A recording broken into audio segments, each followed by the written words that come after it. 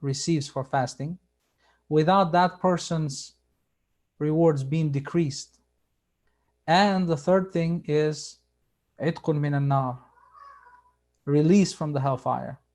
As you know, the believers during the month of Ramadan, they receive that gift from God where they are removed from the hellfire towards the end of the month, in the last 10 days.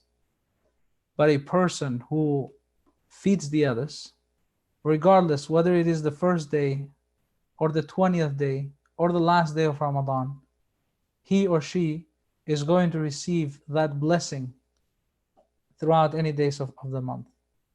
Therefore, it is something amazing to, provide food for the others, but it is also amazing to help in distributing that food. الدال على الخير كفاعله. Prophet Muhammad ﷺ mentions that the person who initiates or who helps in fulfilling something that is positive, a good thing, will have the rewards as he himself did it, even though him or her were not the ones to really do it, but they are the initiators, or they are the ones who helped for that to happen. Therefore, they are going to have full rewards. For example, somebody donates, but they're not there to help, so they receive their rewards. But also, the person who is there to help in distributing the food will receive the same rewards as the person who donated received the rewards. So this is definitely a month of opportunities, a month of rewards, and the sky is the limit. Therefore, strive as much as you can during this blessed month to do the most you can. And I know that we are in the days of kind of isolation and physical distancing, which I like to call it, but yet you have many opportunities to do a lot of these khayrat. May Allah subhanahu wa ta'ala bless all of you. Let's get it to the topic today. Today we're going to talk about rules of fasting. We're continuing with these episodes, and we're going to end tonight, inshallah. So this will be the last session where we talk about the rules of fasting. And I have chosen today to talk again from al-Idah of Imam Hasan Shurunbulali rahimahullah ta'ala. This is the book translated in the English language for those who are interested. It's a manual in the Hanafi, it's a classical manual in the Hanafi school of law. And we're going to be talking about the fasting of the ill, the fasting of the pregnant women, the fasting of the breastfeeding women, and the fasting of the traveler person. So in the Quran, we repeat these verses often. There's a very, very famous verse, which is kind of repeated twice, as a matter of fact, within a few verses, like one after another, where it says, وَمَنْ كَانَ مَرِيضًا أَوْ عَلَى سَفَرٍ فَعِدَّةٌ مِنْ أَيَّامٍ أُخَرٍ. Any person who is sick, or any person who is a traveler, that person can replace those missed days with other days throughout the year. فَعِدَّةٌ مِنْ أَيَّامٍ أُخَرٍ. يُرِيدُ اللَّهُ بِكُمُ الْيُسْرَ وَلَا يُرِيدُ بِكُمُ الْعُسْرَ. God wants ease on you, and He does not want to make things difficult on you.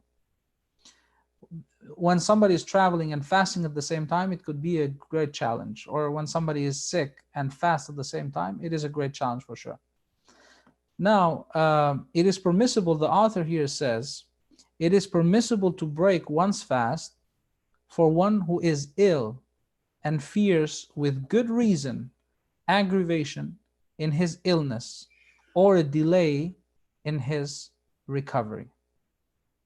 I'll repeat again. It is permissible to break one's fast for one who is ill, for the person who's sick, and fears with good reason aggravation in his illness or a delay in his recovery.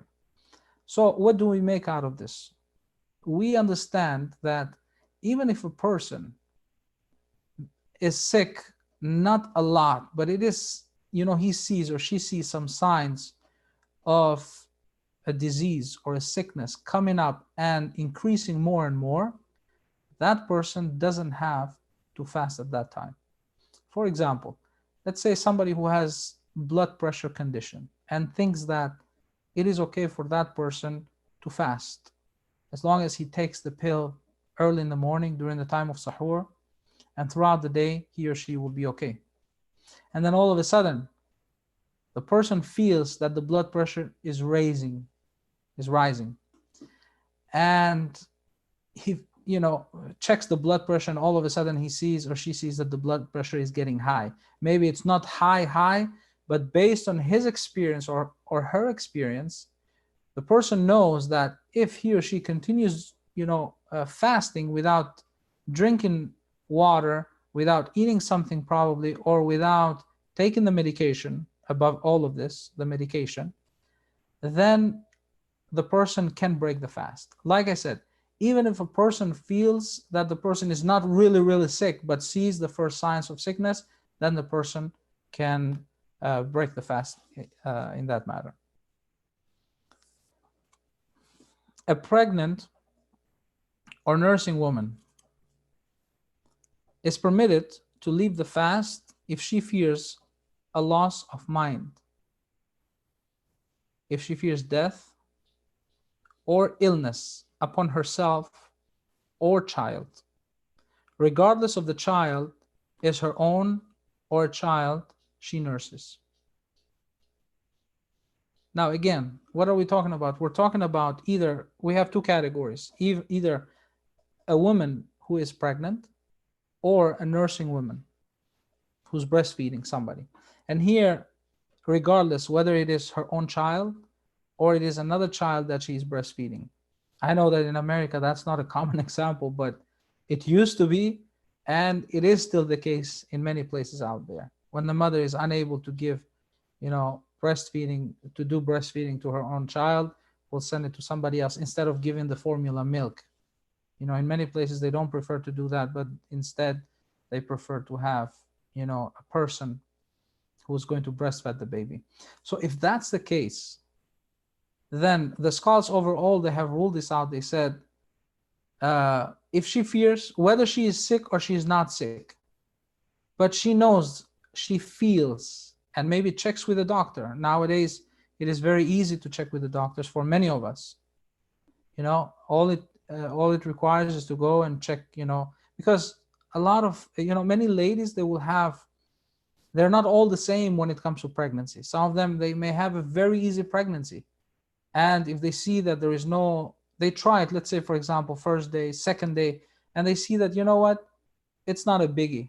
Yeah, for sure, there's going to be a headache here and there, a thirst here and there a little bit. I mean, it comes with a package, with a package of fasting. But I'm talking about, feeling more than that, feeling more than the normal feeling of struggling with fasting. And if that's the case, regardless whether they get sick or they don't get sick, if they want to break their fast, they have the permission to do so. So they don't have to continue fasting at that point. So overall, scholars, that's why I said overall, scholars mentioned that this is in their hands. We leave it up to either the nursing women or the pregnant women to make their own decision in that case. But again, their decision has to be based on righteousness. So it has to be a virtuous decision, not a decision, oh, I'm pregnant, it's in my hand whether I want to fast or I don't want to fast. Okay, so I'll choose not to fast. No, it doesn't work like that. That's not a virtuous decision.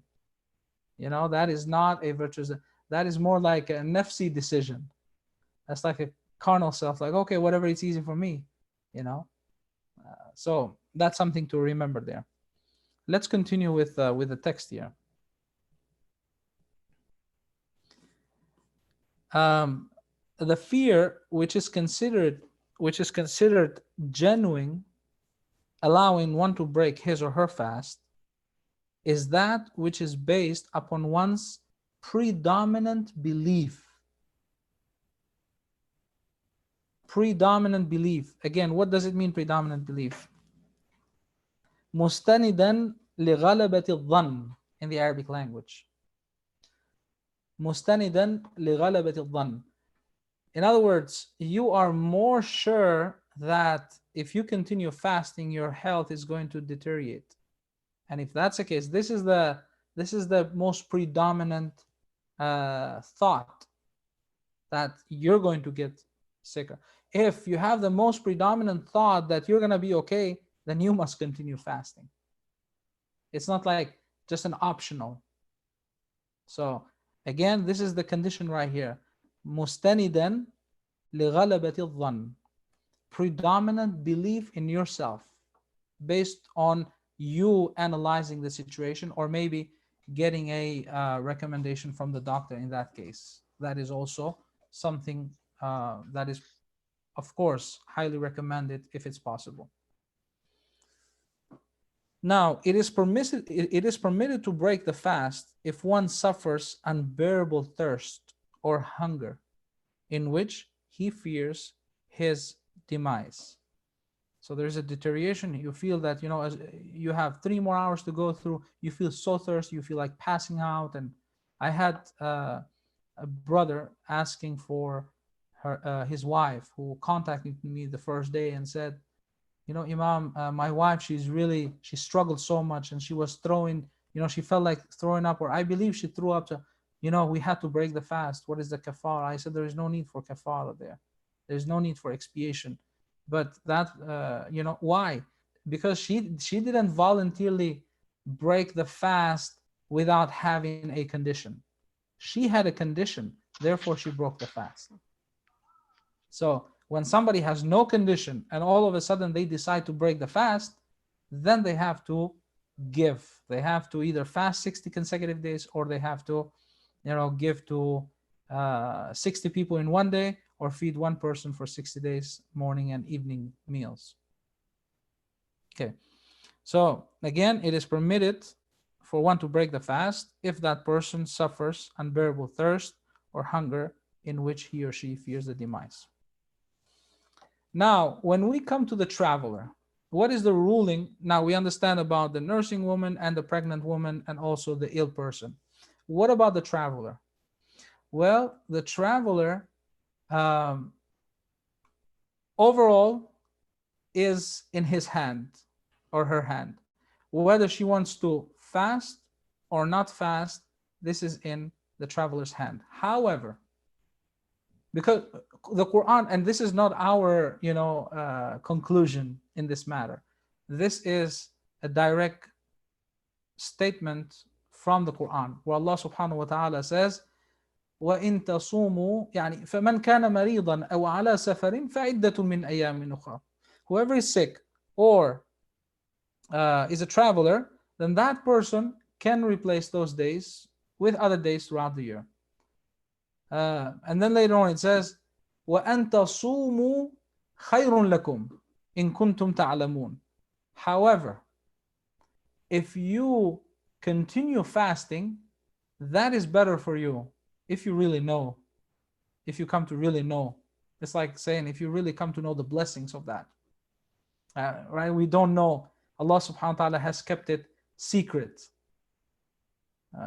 So fasting, he says, is for me, and I am the one who rewards the person for this fasting. So he doesn't explain the secrets. He doesn't explain the rewards. Why? In order to surprise you. When somebody wants to give you a very special gift, they don't reveal what that gift is, because they know that you will be so surprised and you will enjoy when you receive that gift. So similarly too, Allah subhanahu wa ta'ala has kept the secret, as he kept some other acts of worship too secret, without going into the details of the rewards. So, but he says, وَإِن تَصُومُوا خَيْرٌ لَكُمْ وَإِن تَصُومُوا خَيْرٌ لَكُمْ. But if you have the ability, it doesn't say have the ability, but if you fast, this will be better for you. In other words, if you have the ability to fast while you're traveling, if it is not too much upon you, then go ahead and do so, because that is better, he says. Yeah, you're traveling, but hey, it's better for you to fast if you can. If you can, then go ahead and break it. It's in your hands overall. Even if you can and you still decide to break the fast, it is not considered to be haram. It is not considered, you don't have to do kafara or anything like that. You're still okay. You do have that rukhsa. You do have that license with you. You have that permission to break the fast, even if you can fast. Let's say you go from here, from Phoenix to California, it's going to take you 6 hours driving. Hey, you have passed already the limit of being the traveler, Go ahead, and if you want to, go ahead and break it. You're not to be blamed or anything like that. However, since this is a short distance and you have the ability to fast, then go ahead and do so, because this is better. Khayrun lakum, this is better for you if you come to know the real rewards of fasting. All right. Now, Imam Shurunbulali here puts a position of many scholars in the Hanafi fiqh, where he says, وَلَا مُشْتَرِكِينَ فِي النَّفَقَةِ, يعني a person who is traveling with other people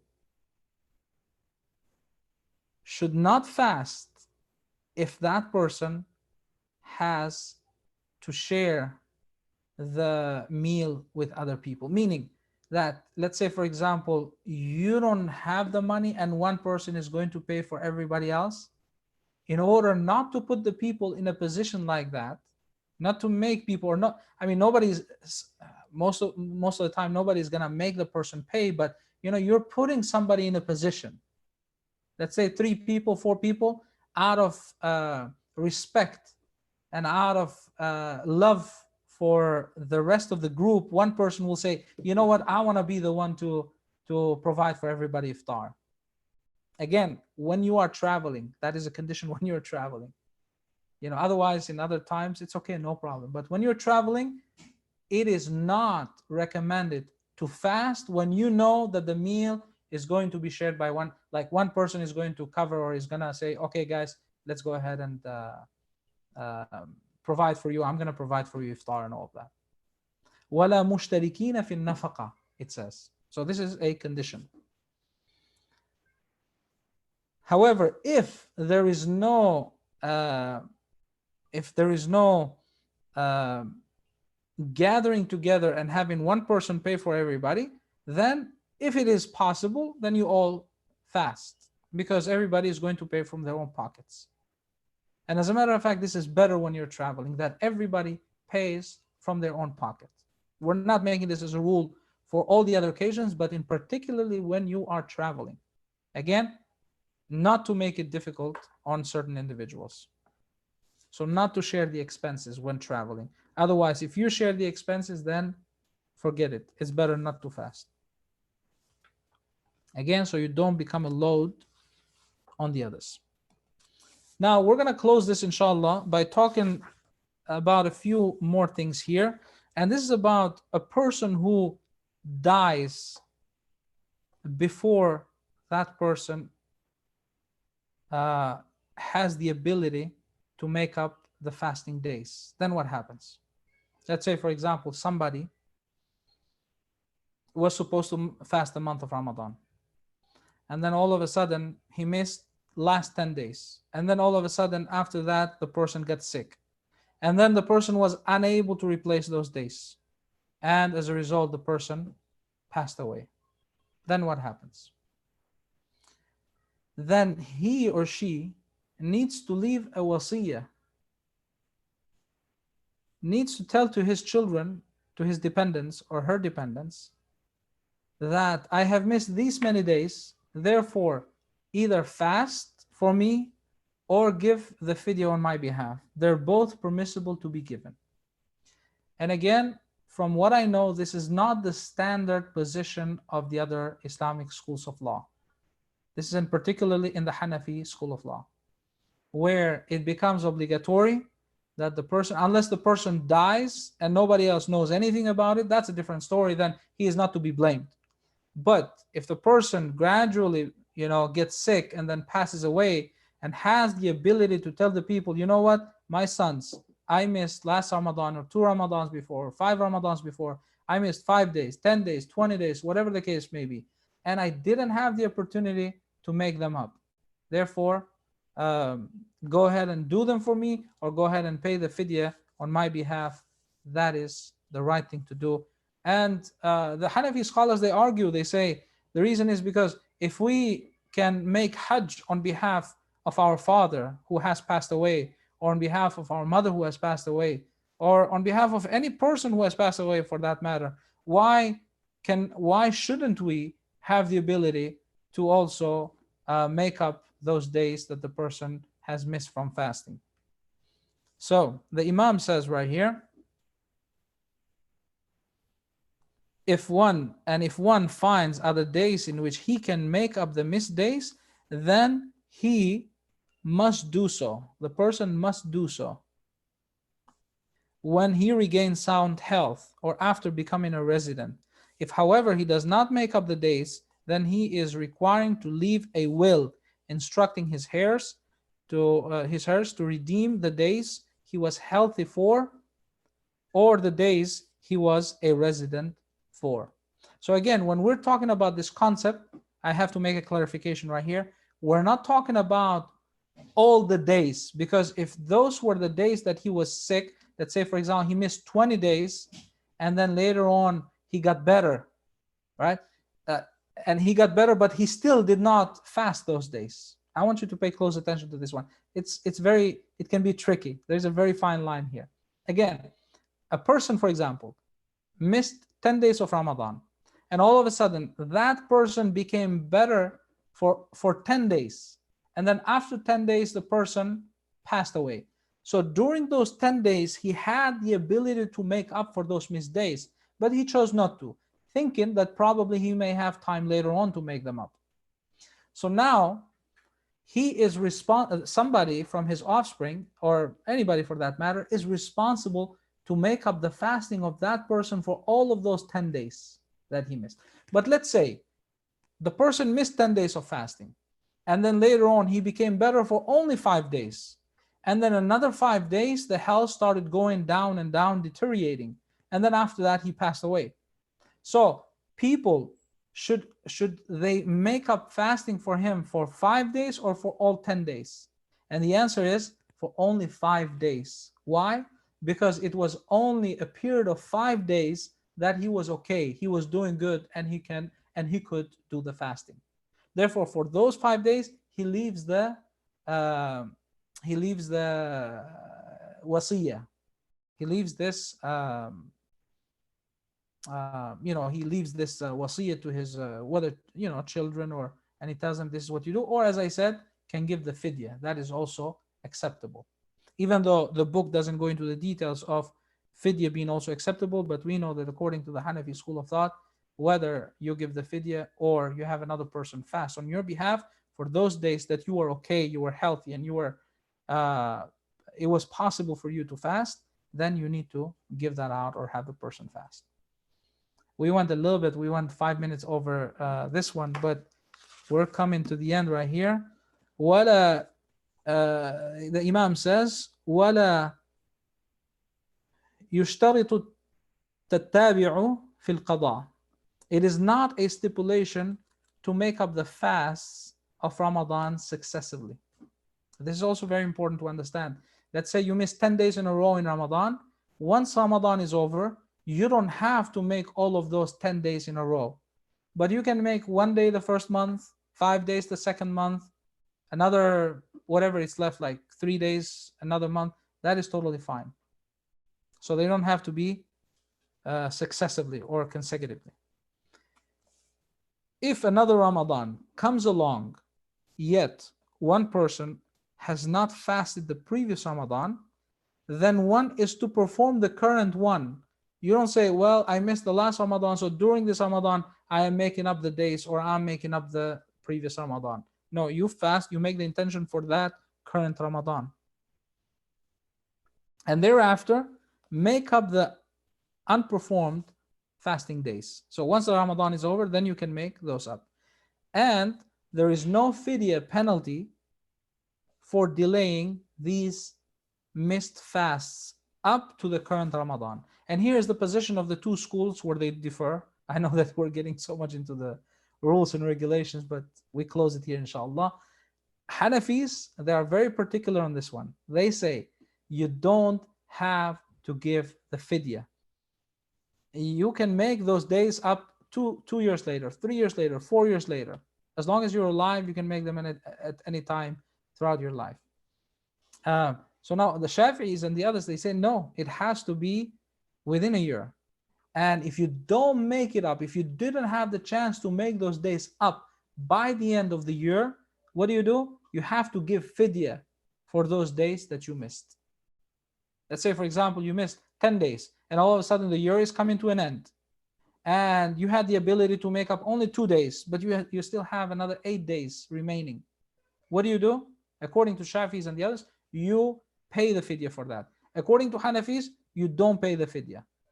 You can make, even if a year has gone by, next year, that's fine. You can make up those days later on. I just wanted to clarify this to you so you know the differences between these Islamic schools of law.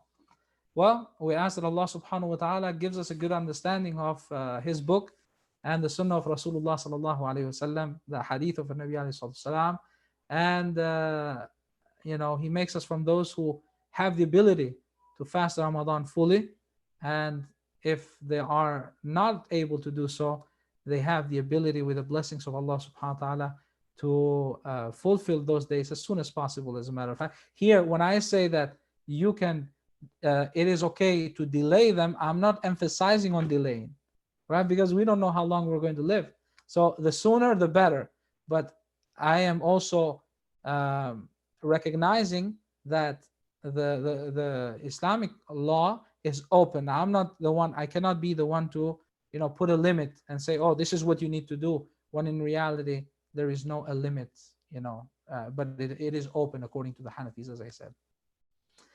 All right, so let's see if there is any question. I know we're not on Facebook, but we're probably on YouTube. I don't know if anybody can post questions there. They should be able to. I hope we have it open. Otherwise, yes. Yeah. Bismillah. Go ahead, brother Ahmedu. Yes, Jazakallah khair. We do have one question on Facebook. This brother wants to know, are we allowed to use mouthwash during Ramadan? Mouthwash during Ramadan. The general rule has to be applied here. If you know that the mouthwash is going to go through your throat, then definitely this is going to break fasting. So it's a very delicate issue. I cannot say that it is prohibited. I cannot say that it's going to break fast, but you have to be very, very cautious. Gargling for sure is going to break it. But if you just put it in your mouth a little bit without doing the gargling, that may be okay. But you have to be very cautious.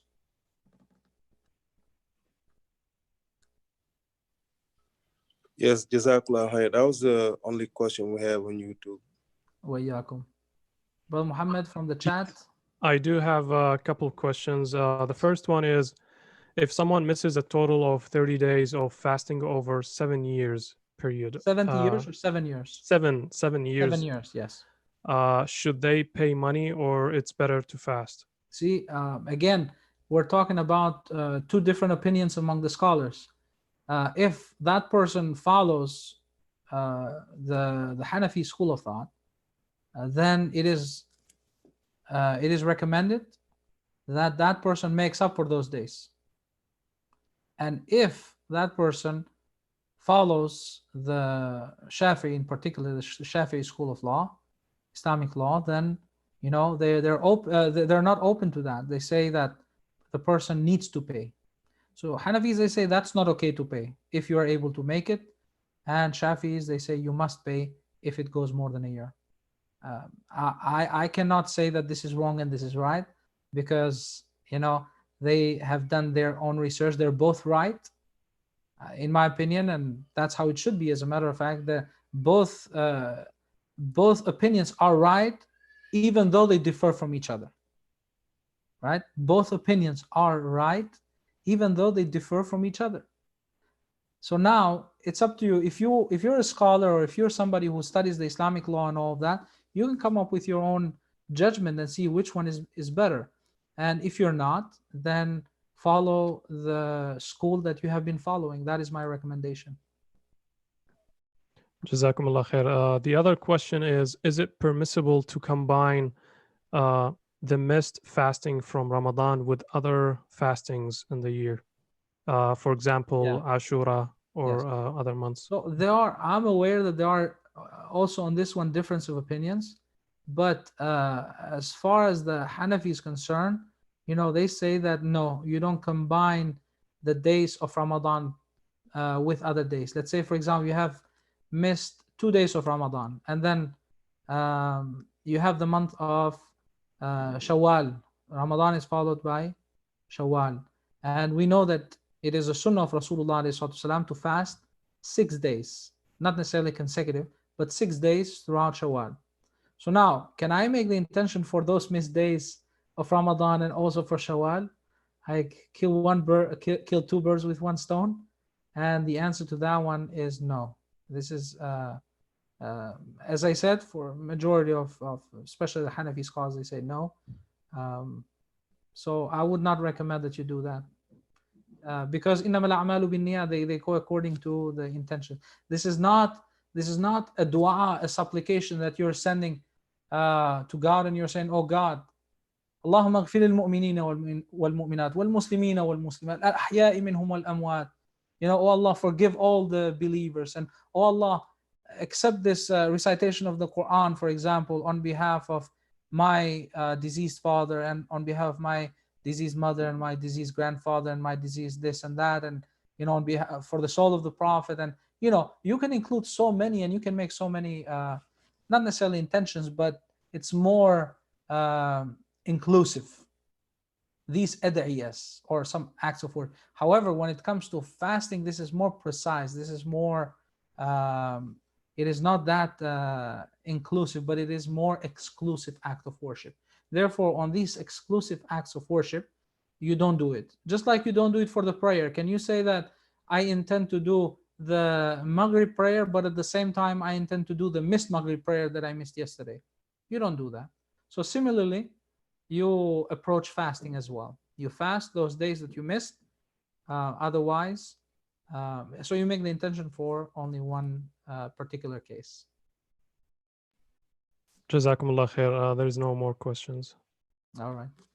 Well, we ask Allah subhanahu wa ta'ala for the acceptance. وصلى الله وسلم وبارك على سيدنا محمد وعلى آله وصحبه أجمعين والحمد لله رب العالمين.